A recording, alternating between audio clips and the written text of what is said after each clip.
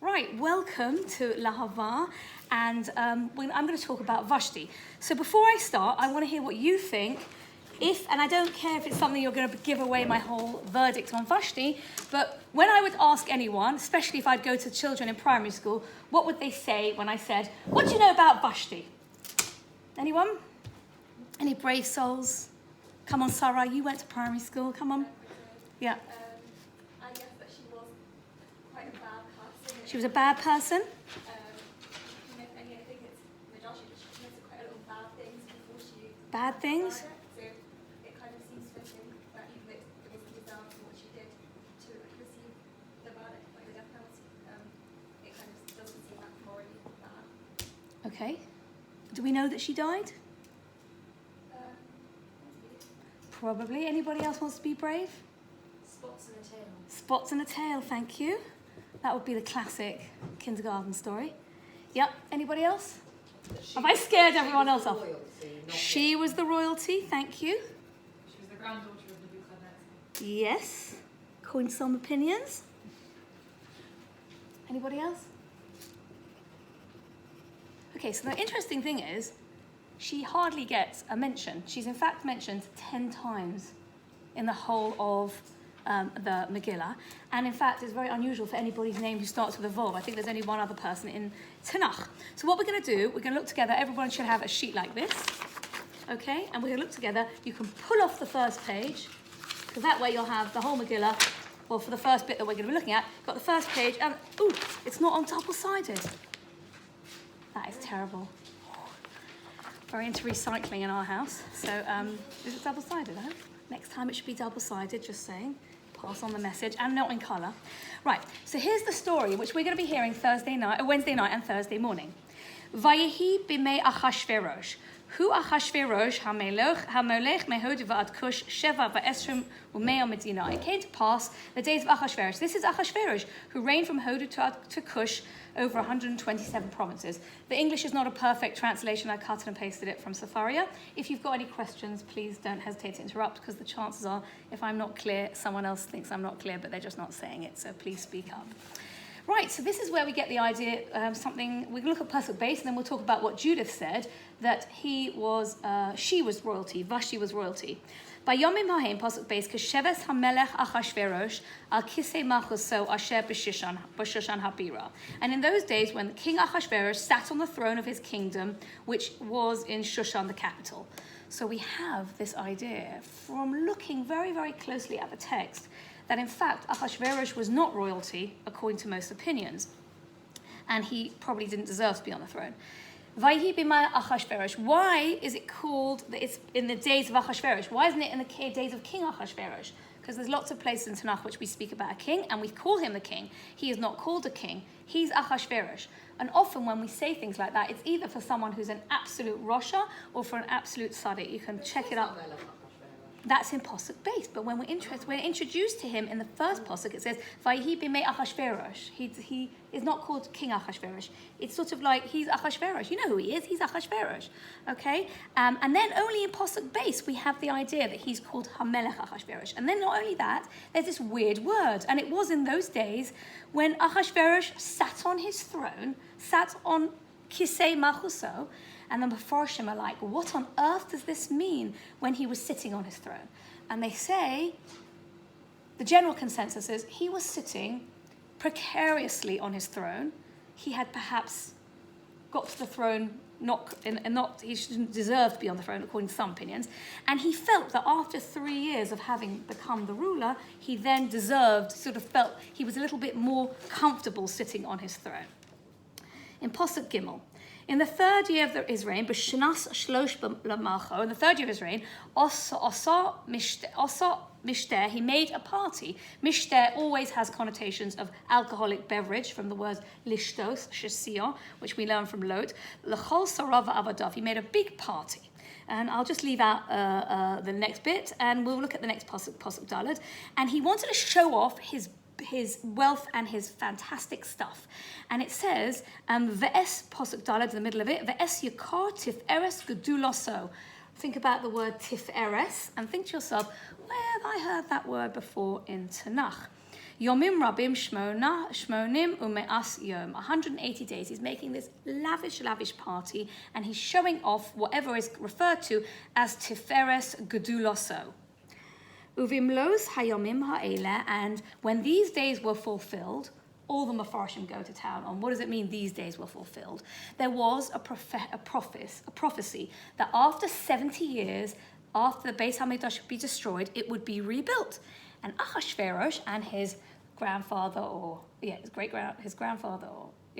father before him, father actually, Belshazzar, not his, Vashti's father, had calculated that these 70 years were over, and he thought, fantastic, I've got, that prophecy is not coming true, and now I'm going to be sitting comfortably on my throne, the Jews are never going to be redeemed, and I'm going to have, my life is just going to be amazing.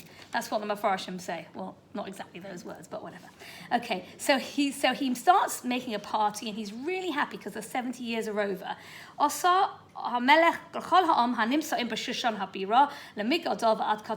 He's making a feast. We've already heard that. Okay, Shivas Yomim, and he's making a party. And then we have in Posuk Vov, Chur karpas usacheles. Now think about these words. What do these words resonate in your mind? Sacheles. Ochutz v'charble butz v'argomon. Think about where we've heard the word argomon recently. Al gelile kesef. Kesef. Amudei sheish. Another word that is very familiar to us. Mitos sahav v'chesef al ritzpas b'hat v'sheish v'davas dochores. Now where do these words come from? Keep thinking. Tiferes, Techeles, Argomon, Sheish. And by the way, there is a very large letter in Posuk Vov, because I think when I made the handout, I did I checked the font. The Ches is very, very, very large. Okay? Think what the number 8 means to you, and why on earth would that letter be enlarged? Posuk Vov, the first letter, the Ches, is enlarged. You'll see it when you're reading the Megillah. I apologize because in my handout I have lost the font size of what it is actually in the Megillah. Posuk Zayin, v'hashkos bichlei zahav, and they gave them to drink in golden vessels. V'chelim mikelim shonim, and the vessels being diverse from one another. Now, the vessels being diverse from one another can be one of two things. Either it can be the first disposable cup, like every day you have a drink, and the next day you just don't use the same drink cup twice because we're so rich. We could have gold cups, and we just, that's just not a thing we do. We don't use the same cup twice. Or it could be something else. That klei zahav, v'chelim mikelim shonim. Now, I don't know who is, hi Emily. I don't know who is familiar with laning, but when somebody lanes the Megillah, and I'm not an expert, but it starts off a bit like this. I feel, apologies to any of the ballet Korah around. Okay, so the tune is usually something like this. Vayehi b'mei Achashverosh, hu Achashverosh. That's the tune of generally in the Megillah. When we get to Posuk Zayin, we have a different tune, and the tune goes like this. V'chelim mikelim shonim, and that's a completely different tune, and that's a sad tune, and it's reserved for the Megillah of Eicha. Okay, so we've got this happy Purim, all fantastic, and then we've got the Megillah of Eicha. What are the rabbis trying to tell us with all these things? And most of the Mefarshim say that something very sad's going on here. Achashverosh is sitting on the throne, and he is wearing the ches. Something to do with ches and clothing would be the clothes of the Kohen Gadol, the 8 garments of the Kohen Gadol. And Techeles and Argomon and Sheish are all words referring to the Mishkan. And for the people who were following in Teruma, Tetzaveh, Vayakel, and Pekudei, those words come up again and again and again. And Tiferes are the words referring specifically in Parashat Tetzaveh are the clothing of the Kohen Gadol are lechavod ulesifores. So the Mefarshim are very looking at this story, and they're wondering what is going on, and they're looking at the words, and we always know that any word that's unusual or repeated, or that we've got word connections or word patterns, where do words come from and what is important about them? And every single word is meaningful. Even in Nach, it's still divinely inspired. And then the rule was everyone has to drink as much as they want. And here comes, Posuk Tes, we have the grand entrance of Vashti. So Posuk Tes, Gam Vashti HaMalka Osa Mishtei Noshim Bebeis Malchus, Asher LeMelech Achashverosh. Vashti the queen made a party in the royal house which belonged to Queen Achashverosh, and she made a party for the women. Interesting. So, thank you very much. I was just going to ask you to do that. You can now. No, it's fantastic. You've opened it up. Everybody take their pen, and you can look for yourself now. I'll give you a couple of minutes, and look where Vashti is mentioned else in the story and what she's called. Okay, so what have people found? Have you found all 10? Eliana, no? It's really like a fall from grace. A fall from grace. Okay. So, basically, Vashti gets called quite a few things. And we are that is going to be the question today. Why does Vashti get called different things? Because she gets called Vashti Hamalka, Hamalka Vashti, or just Vashti. And I suggest that what she's called is like very, very important. And when you go to Megillah and you hear it, you'll be able to think to yourself, hey, she's Vashti Hamalka there. Okay, so now you don't need to look at the first 2 pages. Look at page 3, which is Gemara, Megillah, Yud Aleph, source 1. Vayihi b'mei Achashverosh, hu Achashverosh hamelech mehodu va'ad Kush. The Gemara tells us, my Aramaic is not fantastic, but I know some of you might have fantastic Aramaic, so I've left it in for you. Rav said that Achashverosh ruled of his own accord. He was not royalty. Some say this as praise of Achashverosh, because there was no one else suitable for the throne. Others say it's a disparaging comment because Achashverosh was not fit for the throne, but he paid an excessive sum of money. And that might be the reason why the Mefarshim say that is because he is not called Melech Achashverosh at the beginning. And then we have the story of Vashti. And I think, was it you, Danya, who said she was the daughter or granddaughter of Nebuchadnezzar? So that would be quoting the Gemara Bavli, source 2. Vashti Harasha bas beno shel Nebuchadnezzar Harasha.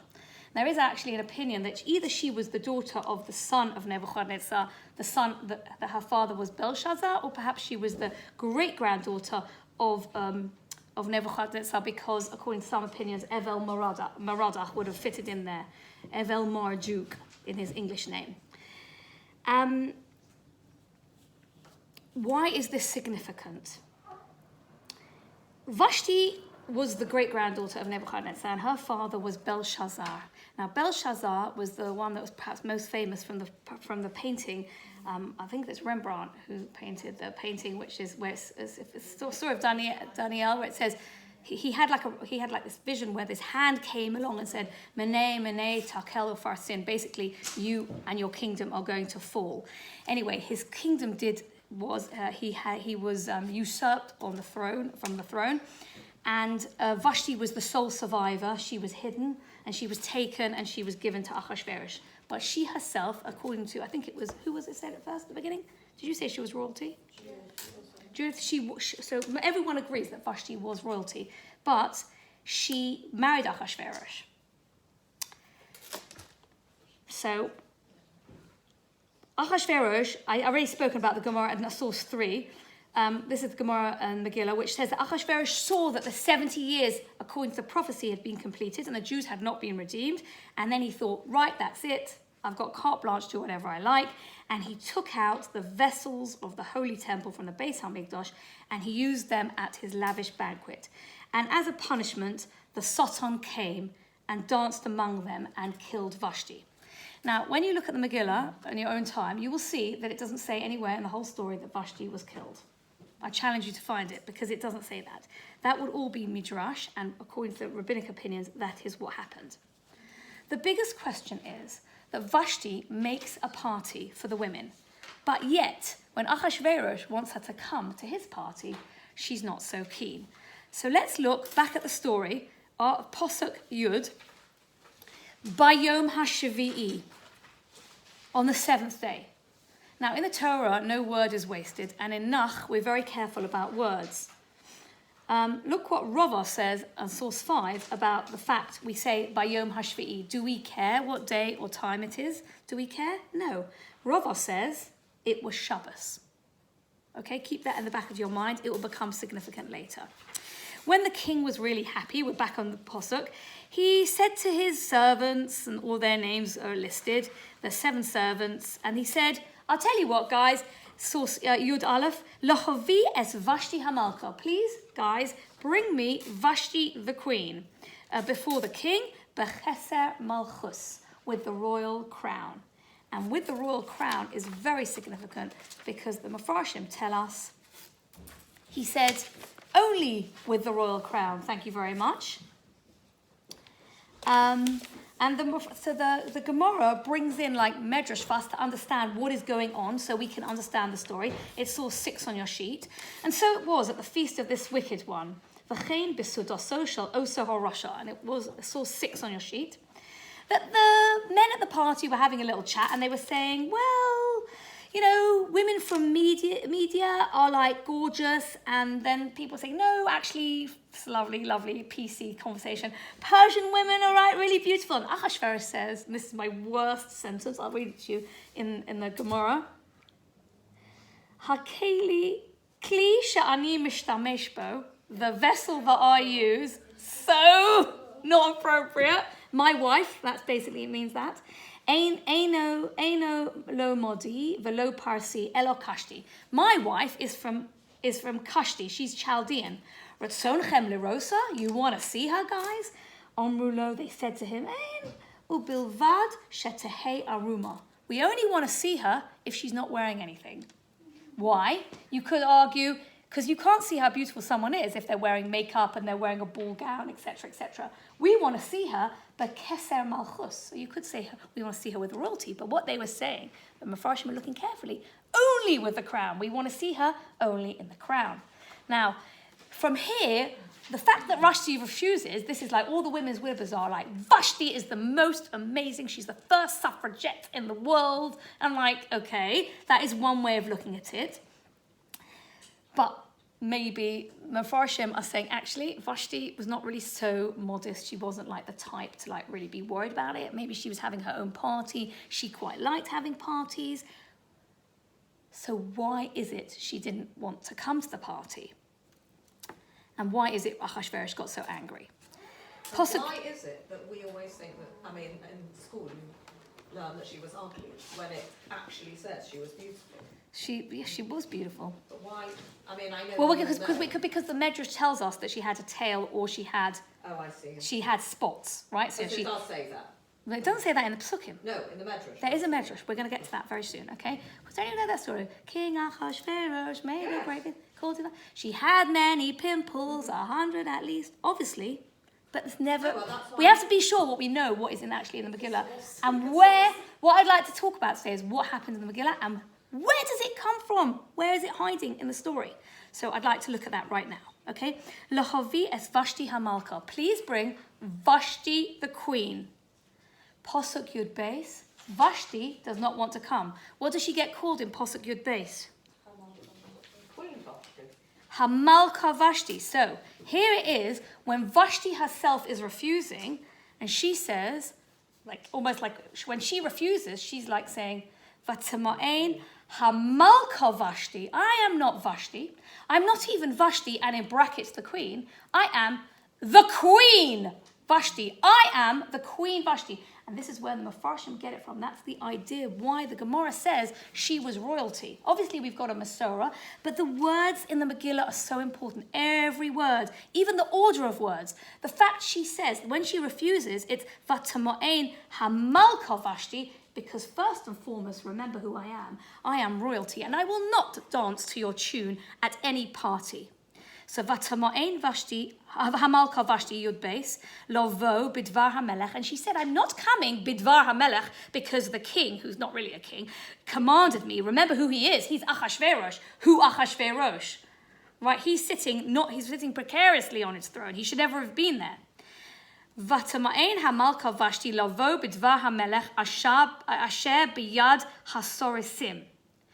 next end of Posuk Yud Beis, Vayiksof hamelech ma'od, and the king became very angry, v'chamoso ba'aravo, and his anger burned within him. Why did he get angry? Because she didn't come. Somehow, something she did by not coming made her angry. So yes, I could say, please, to one of my children, go and get my slippers, and then they don't get my slippers, I can get angry. This is like Vayiksof, it's like a very harsh anger, and Ma'od, he got very angry, V'chamoso ba'aravo, and his anger burned within him. So there is an opinion, because she refused Biyad HaSorisim, she did it, so to speak, in a public position. Had she sort of like said it quietly, maybe it would have been okay, but it was a public humiliation that was so terrible. The question, what I'd like to say, just so you can look at it in your own time, source 8 and 9. Number one, the Queen in this country, and you can take your phone and like look at the QR code, source 8. On presentation to the Queen, and one of my friends is going to Windsor Castle this week to collect his award, and so I'll make sure I'll send this to him. The correct formal address is Your Majesty, and subsequently you call the Queen ma'am. So if any of you meet the Queen, you know what to do. There are rules and regulations, and same thing was true with Vashti. And we know that Vashti sort of gets out the picture, and we'll look carefully at what happens to her, but you should see, when you've got time, in your own time, source 9. In 2019, there was a queen, one of the king's wives of Thailand, where they still have the Your Majesty laws, which are very strict. You can't do anything against the king. Still in Thailand today, she basically fell out of favor with the king, and he didn't kill her, but she was basically banished. Very, very interesting story, which is sort of quite topical in the news from 2019. Let's look at source 7. The king became angry. Why did the king become so angry? Source 7. Yes, Emily? There is a protocol to follow. If you don't follow the protocol, no matter who you are, because they're so high, she offended him. Even though she was a queen, she still had to go through. So we know, for example, when Esther later on, she said, "Sumo alai, fast for me 3 days," if she didn't get called in, she said, "I can't just like pop in and knock on the king's door. That's just not something you can do." Of course. She just completely disregarded that, and she paid the price. But perhaps she was the royalty, but we don't know how it was. It was probably very.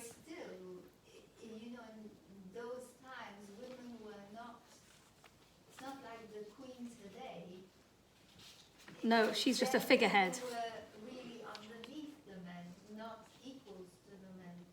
So then you could argue that Vashti was the first suffragette and the first feminist. And definitely, but it was unwise because, when a man is shiur. Right, we know that he was. We know here. Absolutely. Let's look at source 7. Thank you, Emily. The king became angry. Why did the king become so angry? Rava says, this is like a Midrash, because she sent him a message, and this is the message. "Stable boy of my father drank wine equivalent to 1,000, like 1,000 units of whatever you've drunk, and yet he did not get drunk." I suppose that's an accolade. Whereas this man, i.e. Achashverosh, became foolish from his wine. She is insulting him. The Gemara, Rava, is putting into her mouth words. Look at the story. She's saying, "Who are you? Remember, I am the queen. You are nothing but a stable boy. You are a commoner." She's basically saying that to him, and he doesn't like it. Posuk Yud Gimel. So the king speaks to his advisors, and he says, "What shall I do?" And he says in Tes Vov, "Keda'as," and this is Achashverosh speaking, and he's asking his advisors, "Keda'as ma la'asos b'malka Vashti." But this time he calls her Malka Vashti. Why do you think he calls her the Queen Vashti when he's talking to the chamberlains this time? Because when he calls her, and he says, "Lohovi es Vashti hamalka," but when Achashverosh asks the advisors what he should do with her, he says, "Kada ma la'asos b'malka Vashti." Because there's probably a different law for what to do with the queen, rather than someone who's married to the king. Yeah, it's a good idea. Remember, she's the queen. You think like he's trying to get her to come with more appeasement, like, you know, that go talk to Malka Vashti now, like as in, yeah, okay, I got your message, still will you come, like as in now that I'm not talking down to you. Okay, I think if the Pesukim were that he's now saying, what shall I do about the situation? And I think what you're saying is both right, is that what he was trying to hint to them is, I feel bad, I did something wrong, but obviously I can't go back on what I said, and I sort of said like she's going to be banished. So like now I'm going to say to you, what shall we do with Hamalka Vashti? Remember, I love her and she is my queen and she's actually royalty. Can you see how the Mefarshim, where this is coming from? Maybe Ahasuerus regrets, but some people who are drunk and they do something in a drunken stupor, and later on when they come to a time when they want to regret or go back, dare I say that is true with anybody who does something in a moment of anger and rage and they regret what they do, it's very difficult to backtrack. And he's sort of hinting to them, remember she's Malkash, remember she's my queen, remember, just you now look at and then give me the advice that I want to hear to say, forgive her and let's just like make up and everything's going to be fine. Look at that, the fact but then they don't say that because according to the Midrash, Mumuchan is the first one that answers, even though he was the last one that was mentioned. And he is, according to the Midrash, he is Haman, and he says, Mumuchan answered, and he says, Vashti the queen has not only done wrong before the king, but also to all the princes and to all the people that are in the provinces. So basically, you know, get rid of her. So he changes the order around, say Vashti the commoner, Malka in brackets, she's the queen. And Mamuchan is Haman. According to Midrash. We don't find that in the Pesukim. And then they send out an edict in the whole town. Anybody who dares disobey their husband's command, it will be absolutely terrible. Look at Pasuk Yotes. So they've sent out they've sent out this edict that everyone's going to hear what the queen did. And they're giving him advice what he should do. And they should send out a royal proclamation, and it should be written in the laws of Parasum Madai, and no one should change it. Asher lo sovo Vashti. Who can translate that for me, who did classical Hebrew? It's future. Who said that? Oh! Tali, Asher lo savo Vashti, that Vashti will not come, but we translate it as because Vashti did not come. So I've written it in English, that Vashti did not come, but literally it's she will not come. So look at what the Chazal tell us. She will never come again. She will never show her face again in front of the king, or in fact, anyone else. And that is the closest thing we get almost to the fact she might have been killed. We don't know what happened to her because we don't see it in the Pesukim.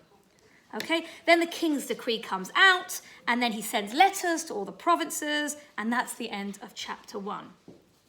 So if you look at source 10 on your other sheet, Rashi says, on the words, Asher lo sovo, she will not come in the future, ulachach neherga, so she was killed. That's Rashi brings that she was killed. 5, 6.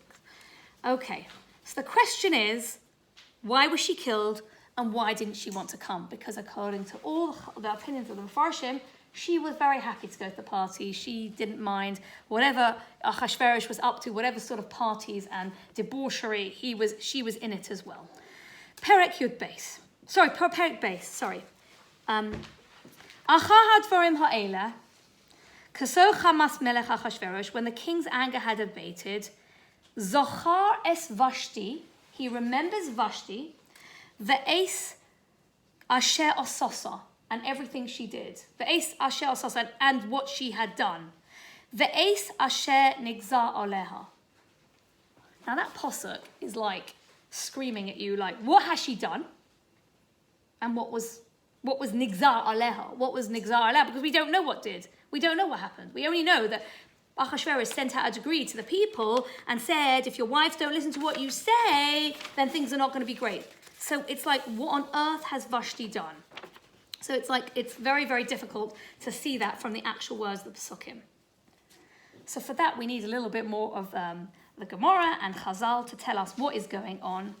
And they tell us, somebody said this right at the beginning, said she behaved badly. You said it, Sarah, you said it right at the beginning. What did she do wrong? And Chazal are looking carefully at the words desperately because there's nothing written in the Megillah. And what is going on? And so the Gemara tells us, the source 11 in your sheet, the Gemara Megillah 12b, Ba midah she'adam moded bo modedin oso. So that's basically midah keneged midah. Hashem rules the world, midah keneged midah. The way that someone behaves, Hashem will punish them in the way that they behaved. This teaches us that wicked Vashti used to bring Jewish girls and make them work naked on Shabbos. Where does it come from, Shabbos? Because we have, the story took place by Yom HaShavi'i. She did something to the girls on Shabbos. Where do we get the idea that she made them work naked? We're going to see that in a second, okay? She was told to come, b'cheser malchus. She was told to come naked, not wearing any clothes. She made other people, she made them feel uncomfortable and dehumanized them by making them work on Shabbos naked. It annoyed her. She saw Jewish girls, they were behaving appropriately, dressing modestly, and she's like, I cannot abide by this. I need to crush their spirit. What am I going to do about this? So when it's written, Achad Dvarim Ha'ela, and the posuk that we're saying just now, Perek Beis Posuk Aleph, we remember Zocha es Vashti ve'es asher asosa, what she did, and Chazal tell us, what did she do? She treated the Jewish girls really badly. She made them work on Shabbos, and she made them work with no clothes on to degrade and humiliate them. Kashem she'asasa, according to what she had done, the way she treated other people, kach nigzar aleha, so it was decreed upon her. I just realized, I think I might have that in twice. Okay, let's worry about that later. Okay, the question is, if she was a person who was not particularly modest in her dress or in her behavior, she had a party, Chazal tell us, she made a party, gam Vashti hamalka. What is the word gam? She also, Achashverosh had every intention of having inappropriate behavior at his party, drinking and sexual impropriety. So she also had that. And she wanted to make her party nearby, the Beis HaMalchus, because she wanted to be nearby. Either you could say she wanted to have hostages if there would be a coup d'etat, or it would be that she wanted to be nearby when people were getting drunk, then there would be sort of flowing in between the two parties and people would behave even less appropriately. So if she was not really a person who cared about correct behavior and she was not modest in her behavior or in her clothing, why is it that she refused? And that's a very big question. And somebody said that right at the beginning. I think Mickey said she had spots or she had a tail. This is where it comes from, the Gemara and Megillah, source 13 on your sheet. Now, Mikadei Peritz Ta Have, she was an immoral woman, okay, because Rava says that both intended, both him and her, both Achashverosh and Vashti intended to act immorally. What is the reason she didn't come? Rabbi Yossi Bar Chanina tells us, it teaches us she broke out in leprosy. We have to investigate that a little bit more. And from a brisa, it's taught that the angel Gabriel came and made her a tail. Nowhere in the Megillah does it say she had a tail, and nowhere in the Megillah does it say she had leprosy. So the spots idea come from the leprosy. It says, Sheparcha bot sara'as, which we know, Mitzora sara'as, a person who has leprosy, which is a spiritual affection, which has a physical manifestation, and also that Gavbo'a Gavriel va'osta lo zonov, and made her a tail.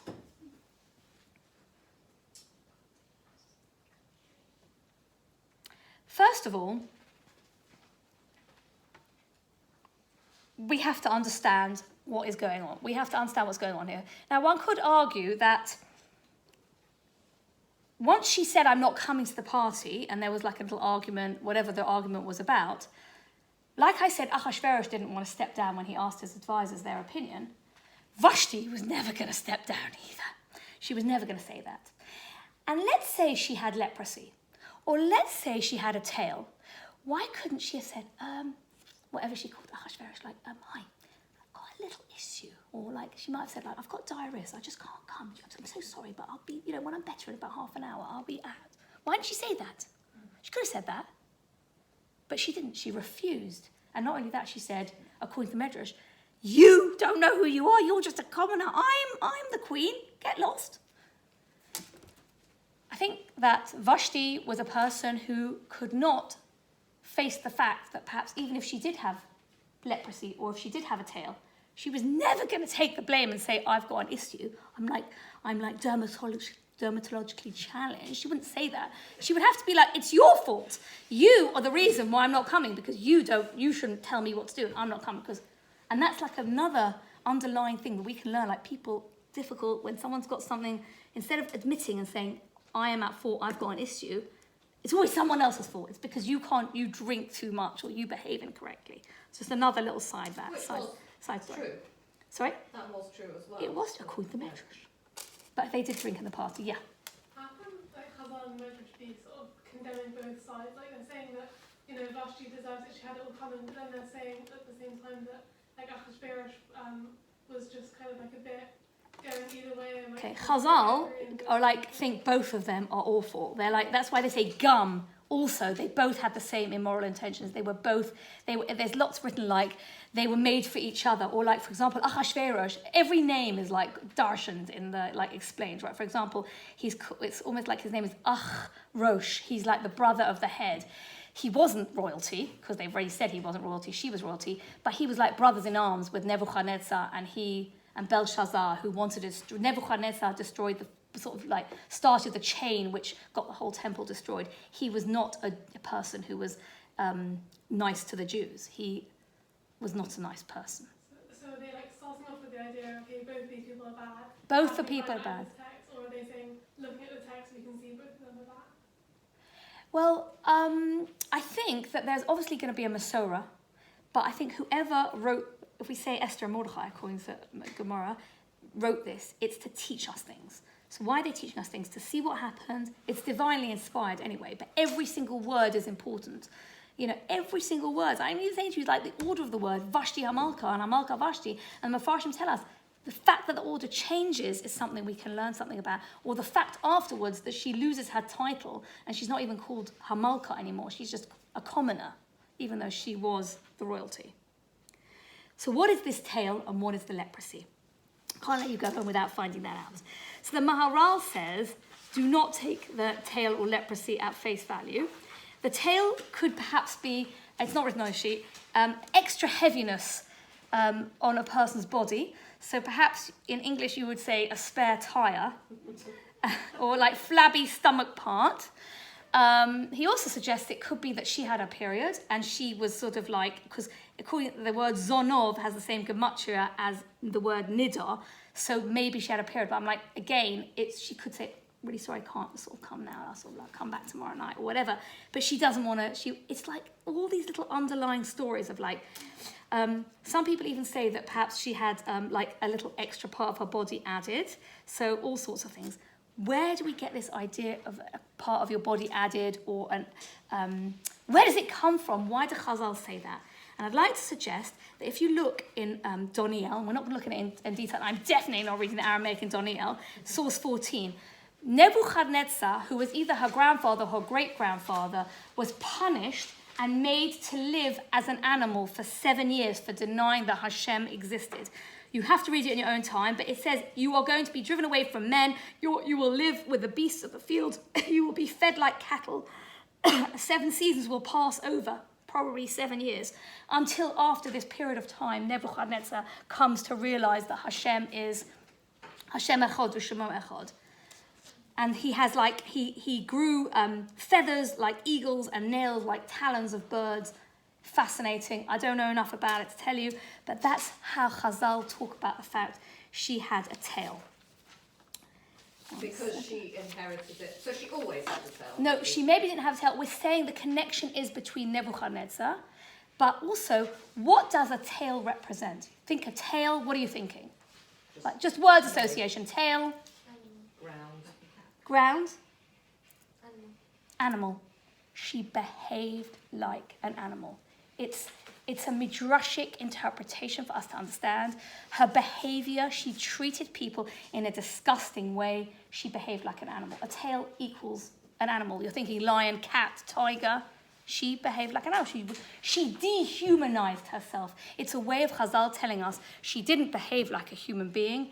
It doesn't mean she had a tail. Yes, we can't, this is what I want to say right at the end, is that we cannot assume that every word that Chazal tell us is taken literally, that a raven spoke to Noach. What does it mean? For me, ideas that the Chazal tell us is that we say she had a tail. It doesn't mean she had a tail. It's a very cute primary school story for when you're in reception, but you have to grow up, and it's about the fact she treated people in an inhumane manner, and she was treated like that. She treated people like animals. She herself became like an animal. And I think that where Chazal get it from is from the fact that Nebuchadnezzar was turned into an animal. I think that's the connection and the parallel. So how do we talk about the leprosy? How can we explain that? So for that we have to look in Divrei HaYomim, a base, source 15 on your sheet. Vayehi Uziyahu HaMelech Metzora ad Yom Moso, Vayeshef Beis HaChofshis Metzora. King Uzziah was a leper till the day of his death, and he lived in isolation as a leper, ki nigzar mibeis Hashem, because it was nigzar, commanded, it was decreed from the house of Hashem. This word nigzar, for people who love Rabbi Foreman, I don't know if this is one of his, but the word nigzar appears here in this pasuk, source 15, and that's zochar es Vashti, ve'es asher asosa, ve'es asher nigzar aleha. It's not a common word in Tanakh. It comes up in connection to King Uzziah, that he had leprosy. So you want to know what happened to Asher nigzar aleha Vashti? Look at source 15. In Divrei HaYomim base, Vashti had leprosy.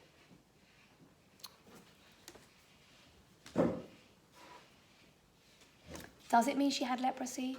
I don't know if she had leprosy.